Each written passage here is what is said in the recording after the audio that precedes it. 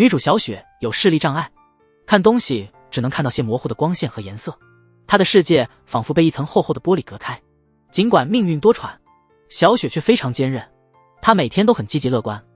那天早晨，小雪像平常一样拿着盲杖去学校，她快步行走在盲道上，看起来和普通人没什么两样。但在半路上，小雪看到几个不良少年坐在盲道上聊天。对视力障碍者来说，离开盲道很危险，小雪不得不请他们让开。但面前的不良少年黑川没打算让路，还误以为小雪是来找麻烦的。在争执中，小雪无意中踢中了黑川的要害，顿时让这位斗殴高手倒地不起。在黑川的小弟们提醒下，小雪这才意识到自己伤到了别人，她急忙抱住黑川的脸检查伤势。小雪万分惊讶，她不经意的关心竟让纯情的黑川心动。黑川赶紧解释脸上的伤疤是旧伤，确认黑川没事后，急于上学的小雪道歉后匆匆离开。从那时起，小雪的身影一直在黑川脑海里挥之不去。到了盲人学校，小雪把这事告诉了同学小空。小空兴奋地告诉他，黑川是那种一人能对抗100人的超级不良少年，让小雪一定要小心。小雪觉得自己不太可能再和黑川有交集，所以没太放在心上。第二天去学校，黑川悄悄跟在小雪后面，看到小雪自己买到心爱的蜜瓜包，躲在旁边的黑川比小雪还开心。小雪离开便利店后，黑川忍不住上前搭话，他放下以往的嚣张态度，非常谦逊地为昨天占盲道的事道歉。在黑川的再三询问下，小雪才告诉他自己的名字，但小雪心里还是觉得黑川很奇怪，急忙找理由离开了。下午黑川一直在常去的咖啡厅里想着小雪，两个手下见他神情恍惚，忍不住取笑他是否恋爱了。这时黑川突然意识到，他对小雪的心动原来就是喜欢。放学时分，黑川又一次在小雪必经的路上等他，他的纠缠让小雪感到害怕，他加快步伐急忙回家。单纯的黑川大声向小雪解释，我并不是要报复你，我只是真的喜欢你了。小雪从未经历过如此直接的表白，脸红了，慌忙逃跑。回家后，小雪时不时回想起黑川的样子，她不明白自己有何魅力能吸引这样的不良少年，她认为黑川只是在戏弄她。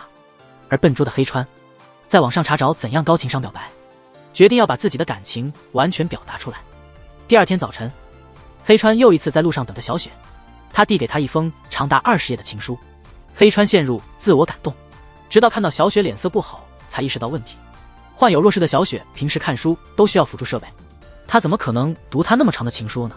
这件事之后，黑川查阅了大量关于弱视的资料，更深刻地理解了小雪的世界，意识到这个时常笑着的女孩生活有多艰难。画面转换，小雪回家时不慎折断了白手杖，一直在旁边的黑川立刻出现，主动伸出手臂扶持小雪。一路上黑川充当着小雪的导盲犬，小心翼翼地守护着她的安全。因为视力的损失，小雪的嗅觉和听觉异常灵敏，她能感知到黑川察觉不到的细节，这让她在黑川眼中更加迷人。黑川将小雪送到了他姐姐小泉工作的美容院，临走前他又递给她另一封信。小泉了解到妹妹和不良少年的交往后，非常担心小雪的安全，但此刻的小雪已开始改观黑川，她信心满满的劝姐姐不必对黑川有偏见。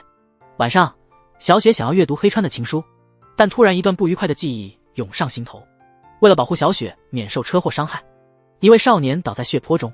想到这，小雪默默地把情书藏进抽屉深处。第二天一早，黑川急切地询问小雪对情书的看法，得知小雪根本未曾阅读，他并未生气，仍然笑眯眯地看着这个自己喜欢的女孩。在去学校的路上，小雪对黑川说，她很久没去自己最喜欢的公园散步了。倔强的小雪没说原因，但黑川马上明白了，去公园的盲道被违规停放的自行车堵住了。这一刻，黑川心里想，我必须为小雪做些什么。放学后下起了倾盆大雨，小泉特地把手头的工作放下来接小雪回家。经过公园时，小雪和小泉看到被警察包围的黑川，周围的人都在议论，以黑川为首的不良少年偷了所有人的自行车。听到这，小泉再次严肃地告诫妹妹，他果然不是好人，听姐姐的，别再和那种不良少年来往。就在这时，警察押着黑川来到小雪面前。失望的小雪忍不住质问黑川，你究竟在做什么？对黑川来说，小雪的不信任比任何流言蜚语都伤人，他感觉如同利器被抽空，任由警察处理。幸运的是，目击者证明了他们没有偷车，黑川他们最终安全获释。第二天早晨，黑川没有在路边等小雪。小雪本以为自己的生活将恢复平静，但黑川的面容总在他脑海中浮现。原来在不知不觉间，他已经习惯了黑川的陪伴。放学后，黑川的一个小弟阿绿找到了小雪，向他解释了偷车事件的真相。实际上，黑川和他们并没有偷自行车，他们只是想把这些违规停放的车辆移至附近的停车场。黑川做这些是为了让小雪能像以前一样方便地进出公园。之后，阿绿非常认真地对小雪说，虽然黑川给人的印象不太正经，但他实际上是个善良的好人，希望你不会误解他。阿绿离开后，这些天和黑川的相处时光不断在小雪的脑海中回放，他非常后悔没有了解真相，就随便怀疑黑川。想到这，小雪立刻跑回家，她找出了之前丢弃的那封情书。出乎她的意料，信上只写了一个大大的喜欢，连视力不好的小雪也能看得清楚。这一刻，小雪忍不住笑了出来。黑川的真诚让她感到一阵温暖。为了向黑川道歉，小雪独自在街头徘徊，向过路人打听黑川的下落。但每当她说出自己在找不良少年，路人便避开她。找不到黑川的小雪失落地坐在路边，她对旁边的人问道，请问你有见过一个高个子的不良少年吗？他虽然脸上有疤，他其实是个好人，说话有点笨，一点也不可怕。说到这里，旁边的男人突然痛哭起来。小雪这才发现旁边的人就是黑川，一直被人避忌，被当作危险人物的黑川。这是他第一次听到这样的评价，他原来一点也不可怕，他确实是个好人。小雪真诚地向黑川道歉，并邀请他一起去公园散步。到了公园，小雪挽着黑川的手在花丛中漫步，他们像一对恩爱的情侣。但黑川突然说了一句话，让气氛变得尴尬。他说，我们以后最好不要再见面了，因为我们来自不同的世界。小雪以为黑川嫌弃她的残疾，她有些自卑地放开了他的手。黑川继续解释，我从小被父母抛弃，高中时被退学，还被警察带走过好几次，是个彻底无药可救的人。但你和我不同，你有家庭有同学，只是个普通人。听到黑川说出普通这个词，小雪的眼泪立刻流了出来。无论是家人还是外人，都因为他的视力问题对他有偏见，这还是第一次有人说他是普通人。小雪坚决拒绝了黑川不再见面的提议，她想继续与黑川交往，通过黑川的眼睛来看他看不到的世界。那天下午，黑川像平时一样在咖啡厅里发呆，他不停地跟兄弟们讲述小雪的好。看到黑川这副神魂颠倒的样子，暗恋他的咖啡厅员工橙子有些嫉妒，他也想成为黑川心里的那个女孩。第二天放假，小雪和同学小空约好去看电影，果然在老地方遇到了在那等他的黑川。两人聊天，黑川好奇地问他怎么看电影。小雪笑着解释说，电影院有个 app 可以对电影画面进行描述，这样看不见的人也能感受电影的乐趣。正在这时，小雪得知小空因为感冒不能来了，旁边的黑川马上兴奋地说他想陪小雪一起看电影。小雪本想拒绝，但感觉到黑川的失落，最终没忍住答应了。他们到了电影院，黑川和小雪一起去买东西吃。一直以来，因为看不清菜单，小雪总是点最常见的饮料和小吃，但现在有了黑川的帮助，她可以自由选择自己想尝试的食物。黑川原本以为这会是一次甜蜜的约会，没想到小雪选的居然是一部恐怖的僵尸电影。两人找到座位后，黑川热心地给小雪递爆米花，小雪因为看不见担心会弄乱，所以拒绝了黑川的好意。电影很快就开始了，黑川突然握住了小雪的手，就在他心里紧张激动的时候，黑川把一把香喷喷的爆米花塞进他手里。有了黑川的帮助，小雪也能像普通人一样边看电影边吃爆米花了。黑川正自得其乐地为自己的机智沾沾自喜，突然看到小雪的脸靠近了他，难道这是即将发生的吻？黑川立刻闭上了眼睛，等待着小雪的吻。下一刻，小雪把一根吉拿棒塞到他嘴里，原来小雪只是想分享他的零食。整个电影过程中，小雪津津有味地听着耳机中的描述，而黑川被电影中的恐怖画面吓得直跳。小雪心想，原来这个不良少年也有这么可爱的一面。与此同时，橙子从阿绿那里得知黑川陪小雪去看电影了，心里像打翻了醋坛子般难受，怒气冲冲地跑到电影院，恰好看到黑川和小雪亲昵打闹的场景。这一幕让橙子感到极大的威胁，他意识到若不采取行动，黑川就会被抢走。场景一转，小雪和黑川在自动售货机前选饮料。对看不见的小雪来说，选饮料如同开盲盒，这次小雪抽到了一个不幸的盲盒，买到了她最讨厌的黑咖啡。这时黑川兴奋地发现，这种咖啡正在举行几点赠送暴走族夹克的活动，于是他请求小雪以后如果再买到这种咖啡就转送给他，并借机向小雪索要了电话号码。正当两人要交换联系方式时，躲在一旁的橙子忍不住跑出来打断了他们。恰巧这时黑川有事要暂时离开，只好请橙子暂时照顾小雪。黑川离开后，橙子拿着小雪的白手杖意味深长地说，我以前被学校里的人欺负时是黑川救了我，他总是这样同情弱小，所以才会这么担心你。我也真想需要用白手杖，那样黑川就会一直保护我。听到这些话，小雪的脑海中浮现出一段痛苦的记忆。其实小雪以前是一个视力正常的普通女孩，但随着年龄的增长，她的视力逐渐变差。上初中后，学霸把白手杖交给了几乎看不见的小雪。那时的小雪崩溃的大喊，拿上白手杖不就意味着我是残疾人了吗？为什么我必须让全世界都知道我看不见？比起从未拥有，更痛苦的是曾经拥有后又失去。曾经领略过美好世界的小雪难以接受这残酷的现实，她执意不愿使用白手杖。某个下午，小雪偷偷溜出家门，去观看暗恋已久的青梅竹马阿贵的足球比赛，但在路上差点发生车祸。关键时刻是阿贵挺身而出救了小雪，但他因此受伤无法参加比赛。尽管阿贵的伤势不重，小雪还是深感自责。从那天起，她开始接受自己的命运，变成了一个不给他人添麻烦的弱势女孩。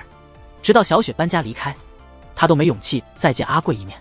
回忆结束，无数委屈涌上心头。就在这时，拿着湿手帕的黑川回来了。原来他是特地去弄湿手帕，想帮小雪擦洗衣服上的污渍。此刻小雪脑海中回想着橙子刚才的话，她一把推开黑川，愤怒地对黑川和橙子喊道，我不需要你们的同情，你们怎么会懂我的心情？小雪拿起白手杖迅速离开，没给黑川留下任何反应的时间。第二天早上，小雪请求姐姐小泉开车送她上学，故意避开在老地方等她的黑川。黑川既见不到小雪，也没有她的联系方式，焦急得像失散的小狗一样，傻傻地在原地等到了下午。就在这时，以为妹妹受到伤害的小泉找到了黑川，眼含泪光地说，请你不要再来这里等小雪了，你这样的人无法理解她的痛苦。在小泉的请求下，黑川感到非常失落。场景转换，小雪和雪霸愉快地聊天。雪霸提到几天前小雪找黑川时，匆忙忘记带白手杖的事。雪霸笑着对女儿说，很久没看到你这样冲动的样子了。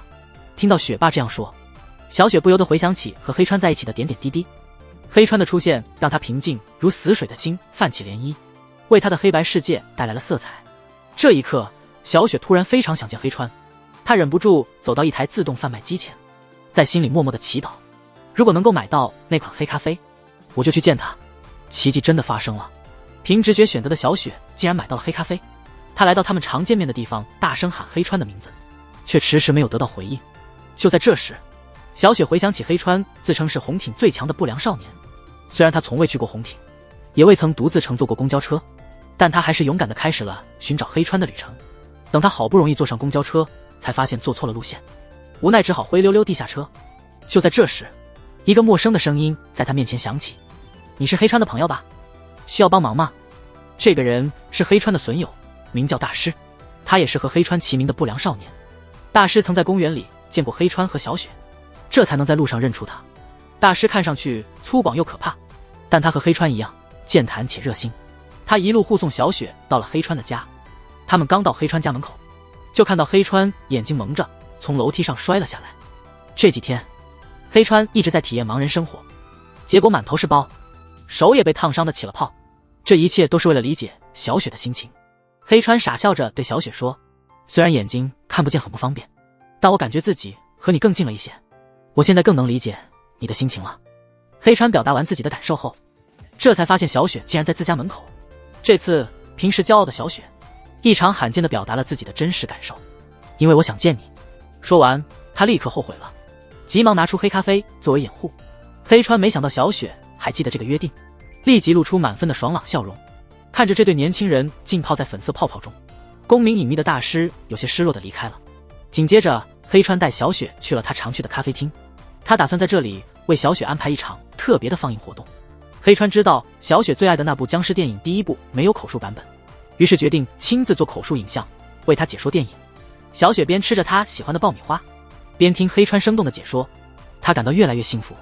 看完电影后，他们在咖啡店里，黑川细心地送小雪回家，但在路上偶遇了小雪的姐姐小泉。小泉看到妹妹和不良少年在一起，气得浑身发抖，他把小雪硬拉回家。第二天早晨，小泉仍然很生气，对小雪冷冰冰的。这时，小泉看到小雪在用菜刀做饭，吓得立刻把她拉开。小泉总是对小雪过分保护，极力避免让小雪受到任何伤害。他冷冷地说：“我绝对反对你和那个不良少年交往，不许你们再见面。”小雪也很固执，不肯让步。姐妹俩争执后不欢而散。场景一转，黑川像平常一样护送小雪去盲人学校。那天街道正在施工，小雪总是听不清黑川的话，她不禁感叹：“你太高了，如果我能再长高10公分，就更容易和你交谈了。”黑川听后，立即在小雪面前单膝跪下，他们恩爱的样子，恰好被小雪的同学和老师看到。小雪脸立刻红了。那个下午，黑川带着他准备的礼物按响了小雪家的门铃。学霸开门却没见到人，只有一个神秘的礼物盒。这个无名礼物在小雪家引起了轰动，全家兴奋地打开礼物盒，里面是一双非常女孩子气的红色高跟鞋。小泉误以为是前男友送的，想挽回他，他既感到不满又觉得甜蜜。第二天早上，黑川羞涩地询问小雪对高跟鞋的看法，小雪这才明白，那双鞋实际上是给自己的礼物。看到黑川因为忘记放署名卡片而显得很懊恼，小雪心里觉得很甜蜜。她明白黑川送她高跟鞋是为了拉近他们之间的距离，原来被人这样关心和爱，护的感觉这么美好。买鞋后的黑川现在身上一文不名，只能天天在咖啡店喝免费的白开水。就在这时，大师气势汹汹地闯进来，但他今天不是来找黑川打架的，而是来炫耀自己找到了工作。为了成为配得上小雪的人，黑川决定效仿大师，去找一份稳定的工作。他去了不少公司面试，但镇上的人都知道他的名声，没人敢用他。老板们都用同样的话拒绝他：我们是服务业，不能雇佣有不良记录的人，你脸上有疤，会把顾客吓走的，我们不需要一个爱惹事的员工。尽管黑川很生气，握紧了拳头，但他还是忍住了，他不能让自己的名声更糟。另一边，小雪得知姐姐扔掉了那双高跟鞋，她马上跑到垃圾堆去找。这对视力不好的她来说非常困难，但她还是坚持了一个下午，终于找到了鞋子。那晚，找不到工作的黑川无精打采地待在出租房里。突然他接到了小雪的电话，小雪高兴地告诉黑川，这是他第一次穿这么漂亮的鞋子，真心感谢他。得知黑川找工作未果后，小雪温柔地安慰他：你很单纯也很直率，和你在一起总是很快乐，我相信总会有人看到你的优点。听了小雪的话，黑川心中的阴霾一下子消散了，他们俩聊得很愉快。这时小泉冲进小雪的房间，看到妹妹穿着那双本被丢弃的高跟鞋，小泉脸上满是震惊和不解。随后小雪向姐姐坦白，这双鞋是黑川省吃俭用买给她的。小泉了解了整件事，但对黑川的印象并未改善，反而更加厌恶他了，因为那个男人完全不考虑小雪看不清楚，给他送了一双很危险的鞋子，这无疑是在拿小雪的安全开玩笑。小泉忍不住对妹妹大声吼叫，和这种粗心的人在一起，不知道什么时候会出事。你真的了解自己的处境吗？别让我这么担心好吗？一向不喜欢别人同情的小雪红着眼睛回答，你总是阻止我，什么都不让我尝试，你只是把我当作负担。小雪还没说完就被姐姐打了一巴掌，她感到既伤心又委屈，跑进自己的房间大声哭泣。雪霸看着两个女儿争吵，却说不出话来，他知道两个女儿都没错，错的是残酷的命运。第二天下午，黑川走进一家 DVD 店闲逛，偶然发现了很多有旁白的悲剧电影，他开始幻想和小雪来这里约会。为了让小雪有更好的体验，黑川开始模拟约会的步骤，指导小雪在哪里弯腰，在哪里为小雪介绍。黑川认真地排练了一遍。正当黑川浸浴在幻想中，眼前的小雪突然变成了一个和蔼的老奶奶。老奶奶不懂如何使用自助结算机，请求黑川帮忙。这是黑川第一次感受到被需要，他毫不犹豫地帮助了老奶奶。就在这时，穿着西装的大师突然闯了进来，原来他被聘为这家店的店长。面前的老奶奶是大师的外婆，难怪他对黑川的凶狠外表不敢害怕。老奶奶笑着说，谢谢你的帮助，你真是个好孩子。这句话像暖流一样流进了黑川的心。送走老奶奶后，黑川向大师提出了很多建议，比如说店里的招牌太小，东西堆放的太杂乱，分类做得不好，不便于老人和视力不好的人查找。大师惊讶地发现，黑川竟然能这么深刻地为那些弱势群体考虑，他正是店里最需要的人才。想到这，大师立即真诚地邀请黑川加入店里工作，这对黑川来说无疑是及时雪。他高兴地接受了大师的邀请，成为了 DVD 店的一名员工。黑川第一时间把这个好消息告诉了小雪，他笑着说：“我找到工作了，感觉被人需要真好。”黑川的话让小雪心里泛起了涟漪，她也希望成为一个被人需要的人。与此同时，雪霸去了小泉在的美容院。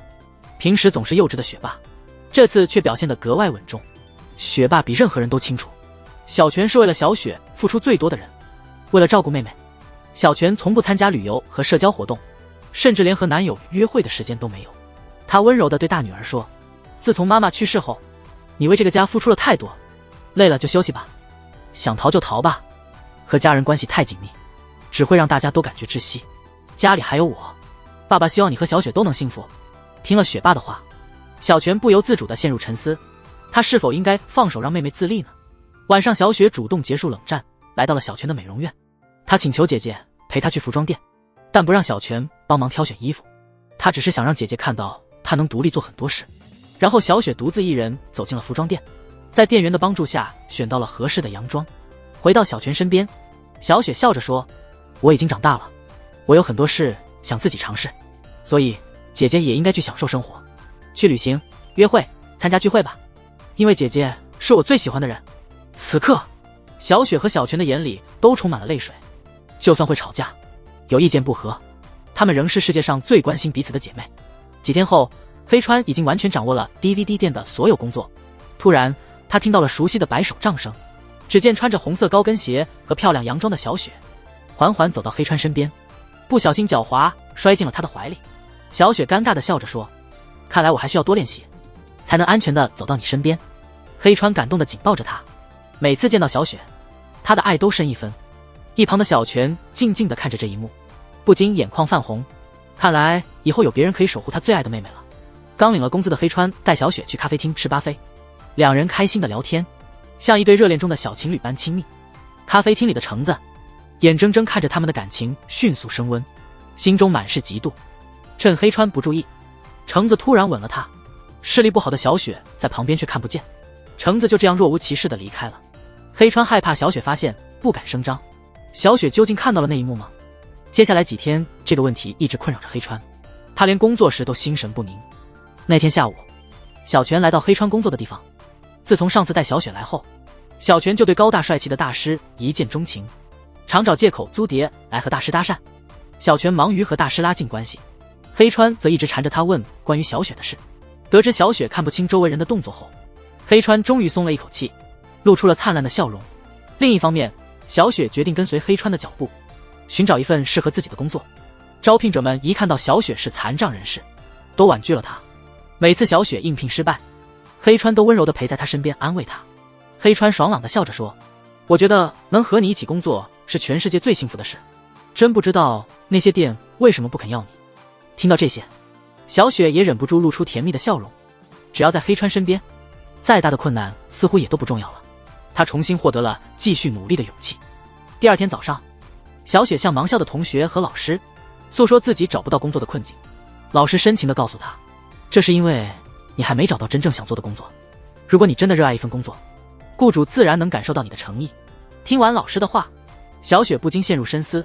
下课后，小雪去了她常去的汉堡店应聘。作为顾客时，店员们都对她笑容可掬，但变成求职者后，大家都对她的能力表示怀疑。就在小雪以为会再次被拒绝时，经常与她聊天的店长突然走进休息室，毫不犹豫地决定录用她。小雪没想到这次应聘竟然这么顺利，立即兴奋地与黑川分享这个好消息。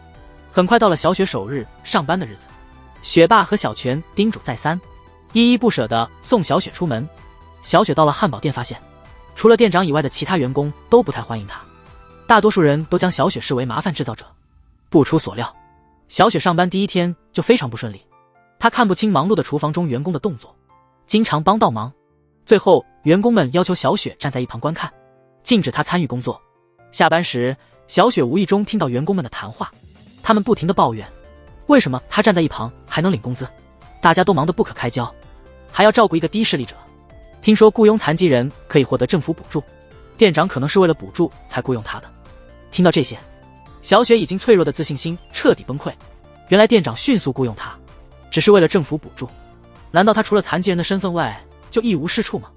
就在这时候，小雪碰到了刚下班的店长，他鼓足勇气问：“您为什么会雇佣我？是因为补贴吗？”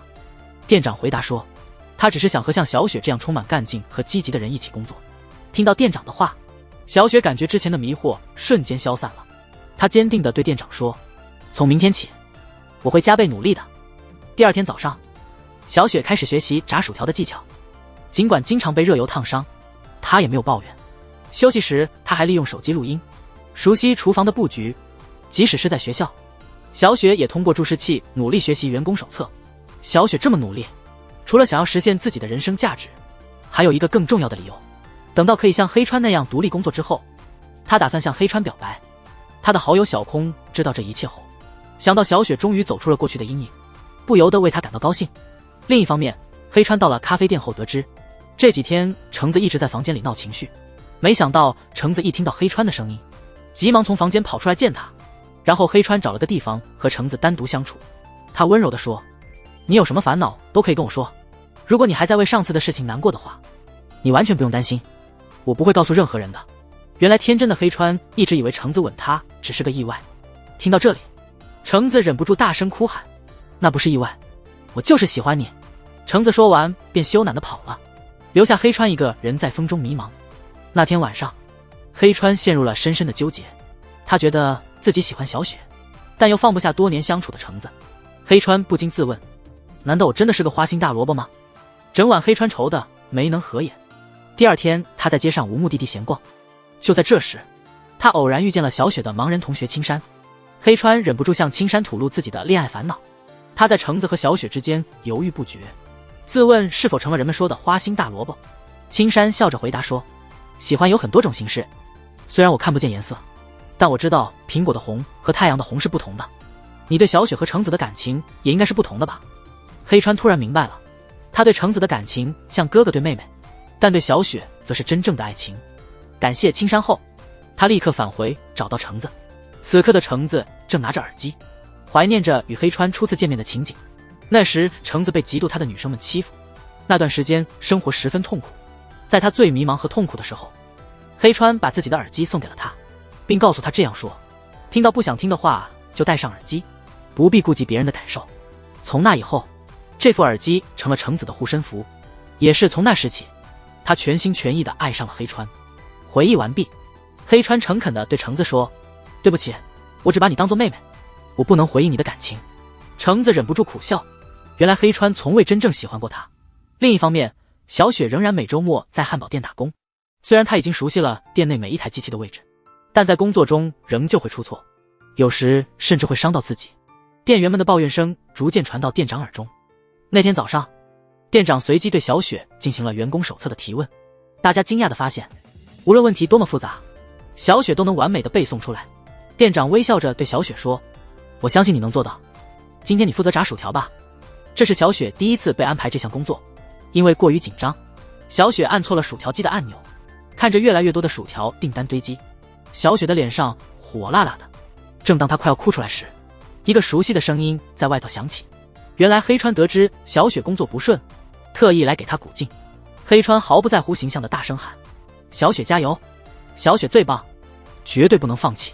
有了黑川的鼓励，小雪感觉自己充满了力量。她擦干了眼泪，重新振作起来，继续工作。最终小雪凭借努力，成功做出了一份薯条。那些原本看不起她的员工都忍不住夸奖她：你做到了，真棒。有了这次成功的经验，小雪的操作越来越熟练。她终于感觉自己真的成为了汉堡店的一员。下班后，小雪打电话给黑川，约他晚上见面。一想到要向黑川表白，小雪的心里小鹿乱撞。但兴奋的小雪并不知道，橙子不怀好意地跟踪着她。一直跟着的橙子突然抢走了小雪的白手杖。黑川发现橙子和小雪在争执，橙子情绪崩溃地对小雪喊：你太狡猾了，因为是残疾人就能得到别人的同情和爱。场景一转，黑川、小雪和橙子坐在熟悉的咖啡店里，小雪不让黑川上前劝架，坚持要自己说服橙子。他把热咖啡递给橙子，橙子感到惊恐地把手抽回。小雪认真解释白手杖对他的重要性，就像咖啡杯保护手不被烫伤，没有这层保护，平常的事也会变得危险。尽管如此，橙子还是觉得拥有白手杖就是拥有被爱和同情的权利。他忍不住哽咽地说：“我真的很羡慕你拿着白手杖，即使什么都做不好也会被原谅，即使一事无成也依然会被爱。”对此，小雪平静地讲述了自己手持白手杖时所遭受的排斥和嘲笑，同时表达了她希望能与真诚的橙子成为好朋友的愿望。这一刻，橙子终于理解了黑川为何喜欢小雪，因为这个女孩即便遭受嘲讽和挫折，心里依旧没有一丝阴影，只有无限的包容和温暖。即使是身为情敌的自己对她进行针对和欺负，她依然能展现出如阳光般灿烂的笑容来接纳自己。经过深思，橙子与小雪和解，成为了可以一起分享巴菲的好朋友。这时，旁边的黑川也露出了安心的笑容，他终于从心爱的人与妹妹之间的争执中解脱出来。回家的路上，小雪把自己亲手炸的薯条送给了黑川。虽然经历了那么长时间的折腾，薯条已经变得冷冰冰，黑川还夸张地称赞这是世界上最美味的食物。小雪看着黑川傻乎乎的样子，忍不住小声说出了心里一直想说的话：“我喜欢你。”话音刚落，黑川不敢相信地给了自己一个耳光。确认小雪没有说错话后，黑川像个孩子一样在广场上奔跑起来，还发出了一些不明意义的欢呼声，然后对小雪深深鞠了一个90度的躬。从今天起，他们正式成为了相爱的恋人。转眼到了黑川和小雪第一次约会的那天，小雪彻底收起了白手杖，安心地把手交给了黑川。两人手挽手一起逛了水族馆。虽然小雪看不清鱼的样子，但黑川夸张的描述总是让她笑得很开心。回家的路上，意犹未尽的小雪邀请黑川圣诞节那天一起去看灯光秀。一向积极的黑川却出乎意料地表现得不太热情。与小雪告别后，黑川的笑容立刻消失了，整个人被阴霾笼罩。之后的一次约会中，小雪和黑川无意间聊起了童年的事。小雪想更深入了解面前的这个男人，她兴奋地追问：“你妈妈是怎样的人？你小时候是怎样的小孩？你经常让妈妈头疼吗？”面对这些问题，黑川异常的用很不耐烦的口吻回答：“别问了，有些事我不想告诉你。”小雪无法看出他的情绪，没看到黑川已经悄悄地红了眼眶，还以为是因为自己过分好奇而惹恼了他。他开始深陷自责。黑川回家后找出了母亲留下的旧箱子，那是他多年来不愿触碰的痛苦回忆。当黑川还在上小学时，他深爱的母亲留下一张纸条就离家出走了，无情地在平安夜抛弃了他。从那以后，每当看到与圣诞节相关的活动就会感到痛心。黑川不禁思考，如果有一天小雪也像母亲一样离他而去怎么办？与其承受失去亲人的痛苦，是不是不去爱更好？想到这些，黑川对小雪越来越冷淡。星期一上学时，小雪向她的好友小空和青山透露了与黑川的感情问题。看到小雪伤心的样子，两位好友决心一定要帮助小雪和黑川和好。周末工作时，同事把确认和炸薯条的任务都交给了小雪，但小雪需要用注视器来看清文字，因此薯条的订单堆积了。看到她动作缓慢，急躁的同事小野忍不住尖刻地说：“你是真的看不清楚，还是故意偷懒？反正你工作做得不好，店长也会原谅你。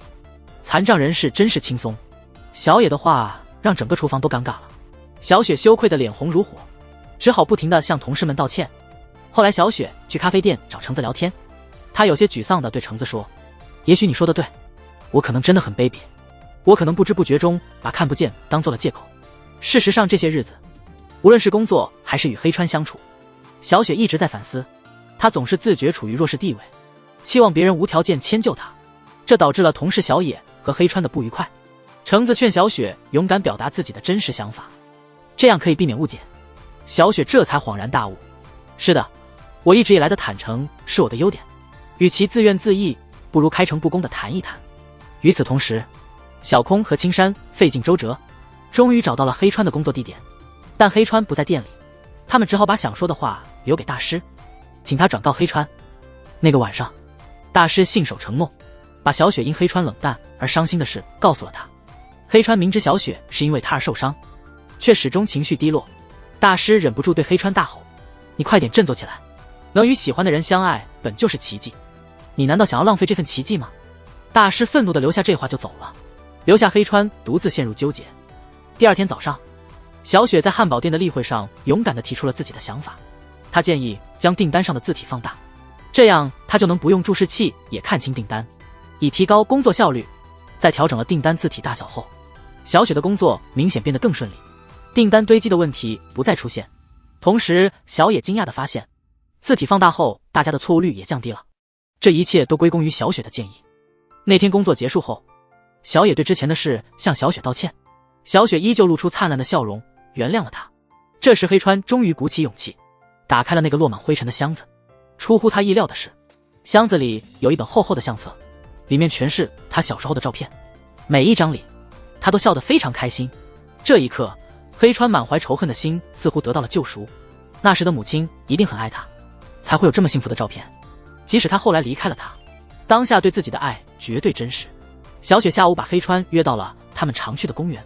小雪认真地对黑川说，以后我可能还会不小心问你一些你不愿回答的问题，如果这让你不开心，你一定要告诉我。但我还是想更深入地了解你，因为我真的很喜欢你。面对这样真诚的小雪，黑川决定勇敢地打开自己心中的伤疤。他告诉小雪自己被母亲抛弃后变得忧心忡忡。听到这些，小雪立刻扑进了黑川的怀里。她认真地对黑川说，我绝对不会离开你，我会一直陪伴你。话音刚落，黑川紧紧地抱住了小雪，他再也不想放开这个像太阳一样温暖的女孩。小雪就读的盲人学校即将举办一场马拉松大会，黑川主动担任了领跑员的角色。他每天陪小雪练习，不擅长运动的小雪经常想偷懒，黑川用小雪最爱的章鱼烧作为奖励，鼓励小雪坚持训练。黑川每次看到小雪吃章鱼烧的样子，都忍不住幻想，他多希望自己能变成章鱼烧和小雪的嘴唇接触。可惜黑川只能幻想，不敢采取行动。虽然他们已经交往很久，但两人之间没有任何实质性的进展。这天跑步结束后，小雪和黑川去了小空练习的公园，正好看到小空被一辆自行车绊倒。小空的领跑员是盲人学校的老师，他不想周末麻烦老师，但又不想放弃赢得比赛，所以他独自一人来练习。知道绊倒自己的是自行车后，小空的脸色立刻变得苍白。无论黑川和小雪怎么问，小空都不肯说出自己遭遇了什么。回家的路上，小雪告诉黑川，她很担心小空，因为他们视力有障碍，经常摔倒，不会因为一两次小事就那么害怕。看到小雪如此担心，黑川马上决定要查明真相，让她放心。第二天放学后，黑川带着小雪、小空和青山一起去了他们常去的咖啡店谈话。黑川通过询问附近的不良少年得知，最近经常有目击者看到小空被地面障碍物绊倒。结合小空前一天异常害怕的表现，黑川猜想可能有人故意捉弄小空。当黑川提议帮助小空时，小空却冷笑说，你为什么要私自打听我的事？请不要多管闲事。这让了解小空的青山和小雪都很吃惊，他们第一次见到平时温柔的小空表现得如此冷漠。在小雪的安慰下，小空终于吐露了心中的苦楚。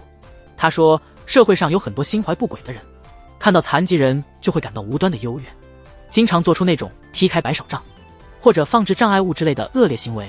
有强烈性格的小空不愿向这些人屈服，他想证明给所有看不起他的人看，即使视力受损也能跑得很好。听到这些话，黑川急忙澄清自己不是那种人，但此时小空已情绪失控，哭着对黑川大喊，你们这些能看见的人都一样，我不需要你的虚伪帮助。黑川没想到好意会被误解为恶意，他愤怒地宣布不再干涉小空的事。咖啡店内的气氛一下子冷了下来，小雪夹在闺蜜和男友之间很是为难，只能无奈地看着小空哭泣着离开咖啡店。晚上，小雪回想起与小空的所有美好时光，她刚转学到盲人学校时，对未来充满了不安。是小空的温柔缓解了她的焦虑，也是因为小空的陪伴，小雪才能勇敢地走进汉堡店消费。小空帮了自己那么多，而自己未曾真正帮助过他。接下来的几晚，小雪夜以继日的工作，她精心为小空设计了一条个性化的跑步路线，决定通过小空喜爱的跑步帮他解开对黑川的误会。与此同时，性格直爽的小泉开始对暗恋的大师发起猛烈追求，他天天去大师常去的健身房锻炼，只是为了能多和大师在一起。遗憾的是，大师完全没察觉小泉的心意，他只以为她是个热爱健身的女孩。周末的早晨，小雪把黑川和小空叫到一起，请求黑川成为小空的领跑员。刚开始，两个倔强的人都拒绝了。机智的小雪用激将法激起了他们的比赛欲，引发了两人的竞争心。黑川和小空按照小雪指定的路线全力奔跑。开始时，他们不断的互相吵架，但很快，路上的新奇事物吸引了他们的注意。为了让黑川和小空和解，小雪请了钢琴老师，在他们经过时弹奏了他们都喜欢的电影主题曲，还让他们路过一家著名的拉面店。黑川和小空惊讶地发现，他们有很多共同的兴趣。当跑到一半时，小泉和大师作为志愿者给他们送水。有趣的是，大师看着黑川离开时显得有些失落，联想到平时大师对黑川的照顾，大师是不是对黑川有特别的感情？看来小泉追求大师的路还很长。在这一路上，黑川和小空的配合越来越默契，他们已经成为了默契的搭档。到达最后一个休息点时，旁边的路人好心让座给了小空。小空因为不想接受施舍而有些尴尬，黑川很坦率地向路人表示感谢，这消除了小空的尴尬。在休息期间，小空和黑川聊起了一路的所见所闻，他们突然明白，是小雪故意安排这些事情来拉近他们的关系。知道小雪如此用心，他们不好意思再闹别扭。就在这时，黑川的小弟阿黄和阿绿带来了震撼消息，他们和青山一起抓到了整蛊小空的人。黑川急忙带小空去咖啡厅，在场的所有人都愤怒地看着角落里的那个男人，那个男人竟是小空的前男友阿拓。黑川质问阿拓为什么要做出这种事，阿拓很委屈地说，都是因为小空把我甩了，我为他付出了很多，他却毫不犹豫地把我甩了，我无法接受。众人疑惑地看着他，小空慢慢地说出了和阿拓分手的真正原因。阿拓确实是个温柔体贴的男友，但每次约会，阿拓总是不得不为小空向别人道歉。阿拓卑微的道歉样子深深地刺痛了自尊心强的小空，他不禁思考，我是不是真的给周围的人带来麻烦了？我真的那么碍事吗？在目睹了小雪和黑川的爱情后，小空终于明白了，她真正想要的是一个像对待普通女孩一样尊重她的男友，而不是像阿拓那样把她当作负担来照顾的人。尽管知道了这些原因，阿拓依然固执己见，他完全不觉得自己设下障碍的行为有多恶劣。就在这时，一直没发言的青山突然大声斥责，别开玩笑了，你这个混蛋。接着小雪也表达了她对阿拓的愤怒，没有人比他们更清楚，在看不见的状态下迈出步伐是多么可怕。阿拓第恶作剧可能会摧毁小空追梦的可能。之后阿拓被阿黄等人送往了警局，在那里阿拓终于意识到了自己的错误，他小声向小空道歉。解开心结的小空向黑川表示了感谢，并微笑着对他说，我终于确定了，你是配得上小雪的人。对黑川来说，这句话比世界上任何赞美都重要。他的笑容一直咧到了耳朵。这场风波终于平息，大家开心的一起享用了下午茶。转眼来到了马拉松比赛的日子，小雪全力以赴的跑步，但成绩依然靠后，而小空顺利夺得了冠军。比赛结束后，已经与小空成为朋友的黑川在小雪面前赞扬小空跑步的英姿，没想到小雪忍不住问道，你喜欢跑得快的女孩子吗？这是黑川第一次看到小雪吃醋，他心中涌起一股冲动，缓缓地吻了小雪。这个轻柔如羽毛的吻之后，黑川和小雪都忍不住笑了起来。有时黑川对小雪过于恭敬，这让小雪觉得他们之间有些距离。这一天，小雪邀请黑川和大师到家里参加她姐姐小泉的生日派对，三人一起快乐地布置派对现场时，正在外地出差的雪霸突然回来了。小雪担心雪霸会误会曾是不良少年的黑川和大师，只好暂时把他们藏在浴室里。没想到雪霸一回家就打算洗澡，结果直接看到了两个陌生男子，他们在浴缸里的画面非常震撼。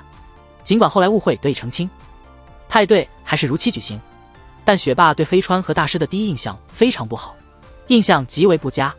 当雪霸知道黑川是小雪的男朋友后，脸色立刻变得非常难看。接着黑川和大师拿出了他们一起选的给小泉的生日礼物。暗恋大师的小泉本来很开心，当他从礼物袋中拿出一条鲜红的男士内裤时，彻底惊呆了。原来黑川的朋友们知道他要到小雪家，特意准备了一套过夜用品。更糟糕的是，他们还故意在礼物袋里放了一瓶所谓的必备饮品。雪霸看到这些，认为黑川第一次来家里就对女儿有不轨之心，气得快要冒烟，故意在派对上冷落黑川。派对结束后，喝醉了的雪霸心有不甘，认为黑川如小猪般侵占了他的女儿，故意问了很多关于小雪的问题来考验黑川。没想到黑川回答的头头是道，反倒是雪霸自己不知道正确答案。最后雪霸一招出其不意，说小雪心里一直记得他的初恋青梅竹马的阿贵，尽管小雪再三解释阿贵已经成为过去，黑川内心还是有些不快。就在这时，已经醉得糊涂的大师突然上前，要求小雪也回答关于黑川的问题。起初小雪和黑川一样答对了每一个问题，但当大师问到黑川脸上的痣在哪里时，小雪保持沉默。虽然小雪能模糊看到黑川的脸，但看不清楚那么小的痣。醉了的大师继续大声喊，问黑川脸上的伤疤是谁留下的？是我。这时屋内的气氛顿时降到冰点。原来黑川和大师在中学时发生过一次冲突，那次大师失手给黑川的脸上留下了一道永久的疤痕。从那时起，大师一直对黑川心存愧疚，总是找理由去看望他。今晚在酒精的作用下，大师终于流着泪，对黑川说出了长久以来压在心底的话：我真的非常对不起你，你一定要过得幸福。场景转换，醉酒的大师倒在小泉的膝头上睡着了，黑川和小雪负责处理善后事宜。洗碗的时候，黑川把小雪的手放在了自己脸上的痣处，虽然知道位置，视力不佳的小雪依然看不清黑川的脸，只能露出苦笑。本就不擅长喝酒的黑川，无意间喝下了桌上剩余的酒，立刻倒地昏迷不醒。小雪和小泉束手无策，只好请已经醒酒的大师帮忙将黑川送回家。送黑川回家后，大师返回小雪家取回落下的钥匙，这给了小泉一个与大师单独相处的机会。今晚他看到了大师平时成熟可靠之外，孩子般可爱的一面，他忍不住向大师表白了自己的感情。大师立刻拒绝了小泉，坦诚地告诉他自己喜欢的是男性。小泉没有想到自己会因为性别而输掉这场爱情，愣在那里无法相信这个事实。第二天早上，大师和小泉在常去的健身房再次见面。小泉对大师说，既然他无法变成男人，也难以放下对大师的感情，只能把大师当成遥不可及的偶像来仰慕，愿意成为他未来 CP 粉的领头人。虽然大师不太明白小泉的意思，但他很高兴小泉没有因为被拒绝就疏远他。另一边，雪霸带着黑川和小雪来到了自己的摄影工作室。小雪一进门就看到了放大的黑川睡颜照片，这张清晰的大照片让视力不好的小雪也能清楚看到黑川脸上的痣。原来雪霸昨晚偷听到了黑川和小雪的对话，他担心女儿会为自己的视力问题感到自卑。我突然想到了这个办法来鼓励她。紧接着，雪霸给小雪和黑川拍了一组情侣照。他相信随着科技进步，小雪终将有一天能亲眼看到这满是回忆的照片。周一早晨，黑川像平常一样送小雪去盲校，但在门口被一个陌生男子拦住了。小雪一听到那男子的声音，立即露出惊讶的神情，没想到他竟是小雪的初恋。现在的阿贵已经成为一名为残疾人服务的职业规划师，这次他专程来盲校为学生们做职业规划。黑川无奈地看着阿贵和小雪一起走进学校，首次感受到了情敌的威胁。下午放学后，小雪和小空带着阿贵一起去了咖啡厅休息。尽管小雪和阿贵已经很久不见，但他们之间依旧有着难以言表的亲密气氛，这让黑川感到内心的不安。幸好小弟们及时向阿贵介绍说黑川是小雪的男朋友，这让黑川在阿贵面前稍微有了点存在感。这时，咖啡厅老板娘提出想参加周末的集市，请小雪他们帮忙摆摊。热心的阿贵立刻说自己有组织活动的经验，愿意帮老板娘出一份力。在准备材料时，黑川暗地里与阿贵竞争，但只懂得煮方便面的他，根本不是机智能干的阿贵的对手，在阿贵面前输得很惨。转眼就到了周末，阿贵再次展现了他超级暖男的本领，把整个摊位打理得井井有条。当有人故意来捣乱时，阿贵还能用他那超级亲和的笑容化解矛盾。和阿贵相处的时间越久，黑川越觉得自己比不上他。细心的小雪注意到了黑川的沮丧，特意在休息时邀请他一起散步。两人在一棵壮观的圣诞树前停下，但黑川对圣诞文化一无所知，无法向小雪介绍树上的装饰。就在这时，阿贵笑眯眯地走了过来，给小雪讲述了他在国外学习时听到的圣诞故事。黑川看着小雪兴奋的表情，心里像是打翻了醋坛子。集市结束后，阿贵悄悄找到了黑川，向他发起挑战。阿贵原本只想远远地关注小雪，但当他得知小雪的男朋友是个不良少年，他心中突生一股莫名的责任感。他严肃地对黑川说，小雪的视力问题不是天生的，而你脸上的伤疤却是因为斗殴造成的。如果小雪跟你在一起，她将会受到他人的偏见。阿贵的话让黑川哑口无言，他只能无力地站在那里。与此同时，青山在摊位上挑了一对圣诞树挂饰，并把其中一半送给了暗恋已久的小空。小空虽然装作不在意，表示他不想用情侣挂饰，但最终还是笑着接受了这份礼物。晚上，小雪像往常那样亲昵地挽着黑川的胳膊回家，但今天的黑川没有像以往那样笑着回答他的问题，而是显得心不在焉。为了安慰失落的黑川，小雪提议亲手做热狗给他吃。得知小雪这样的爱意，黑川立刻高兴的像是得到玩具的小狗。小雪告诉黑川，他在听了阿贵的职业规划演讲后想进入餐饮行业，因为他喜欢听人吃美食时的欢呼声，但他也知道餐饮业对视障人士不太友好，因此感到没信心。听到这些，黑川立刻认真地对小雪说，你肯定能做到，因为你从不向困难低头，你是那个勇敢前行的女超人。黑川的鼓励让小雪感到了勇气，小雪得到了新的力量。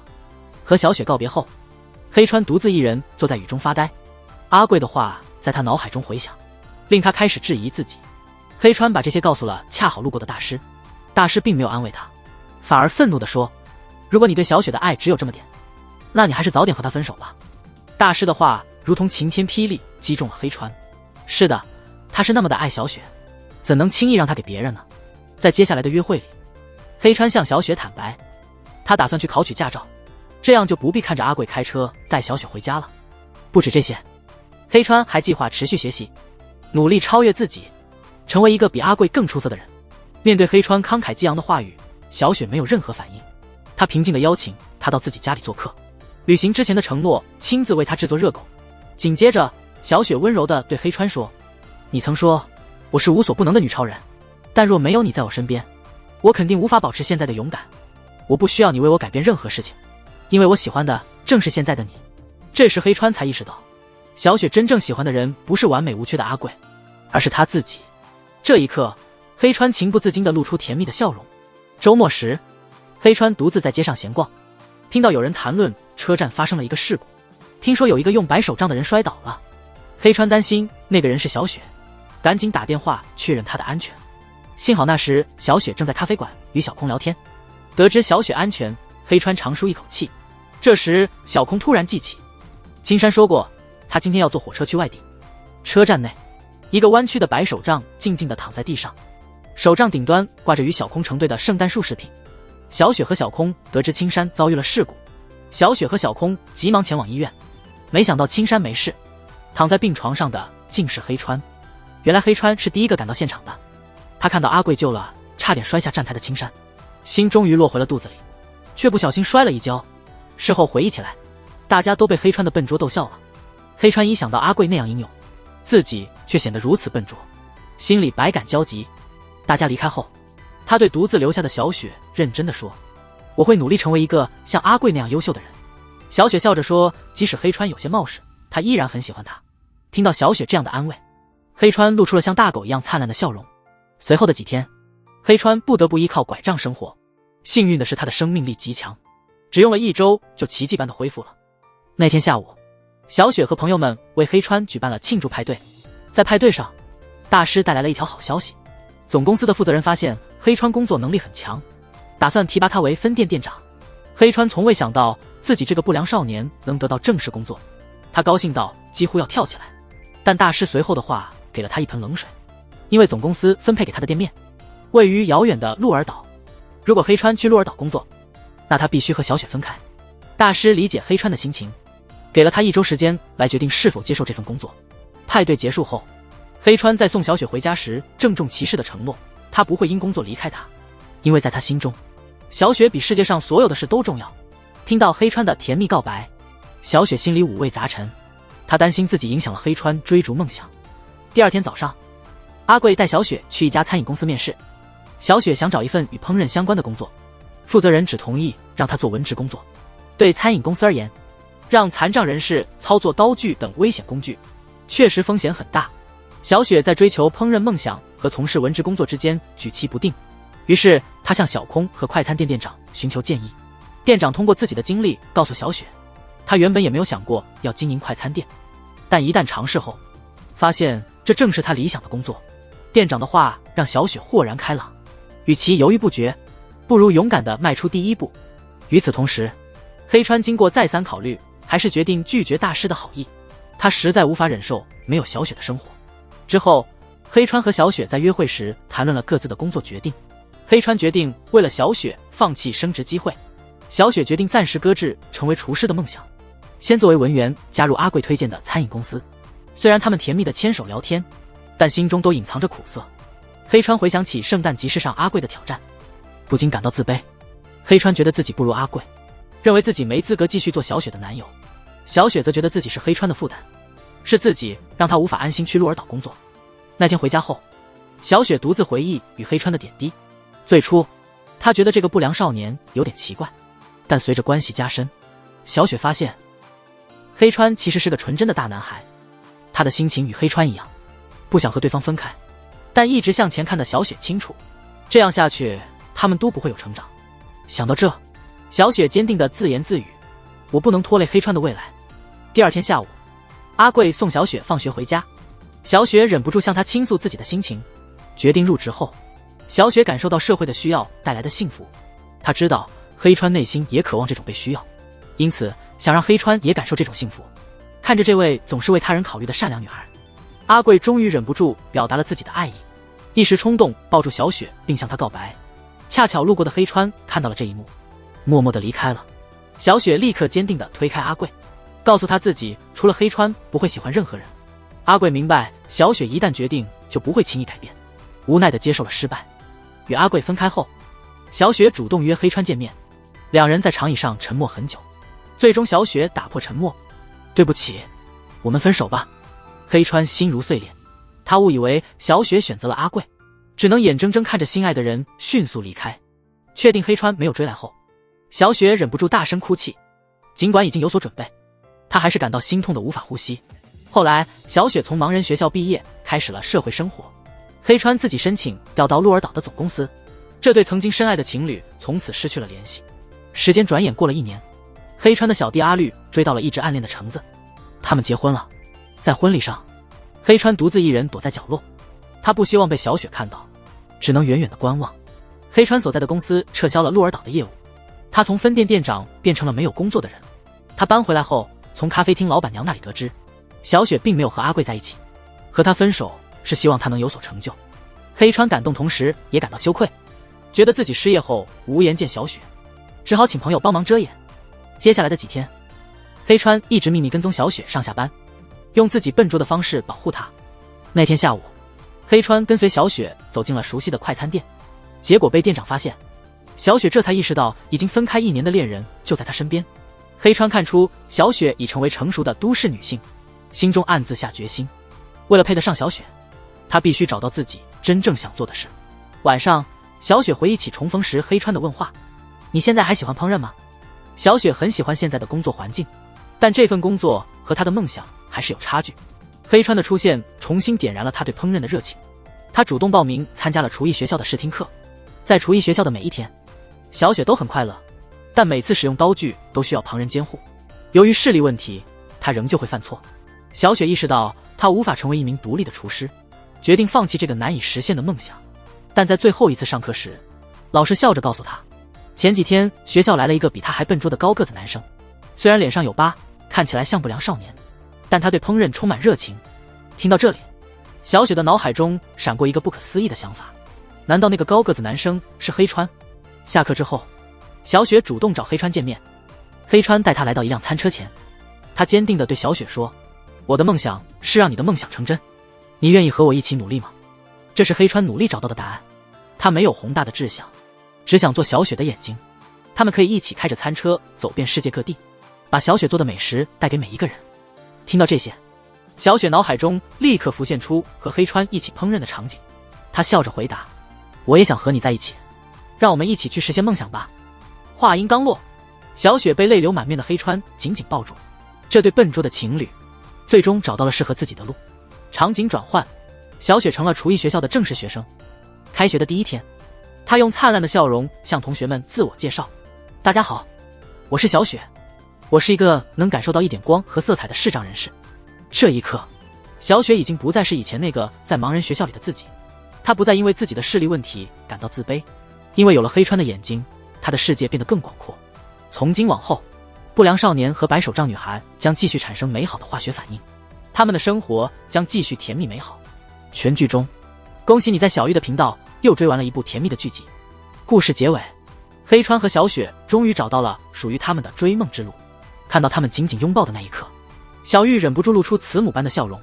在这部剧里，黑川没有自己的梦想，而小雪的梦想不能独自完成，而他们两人的完美配合，发挥出了比普通人更大的作用。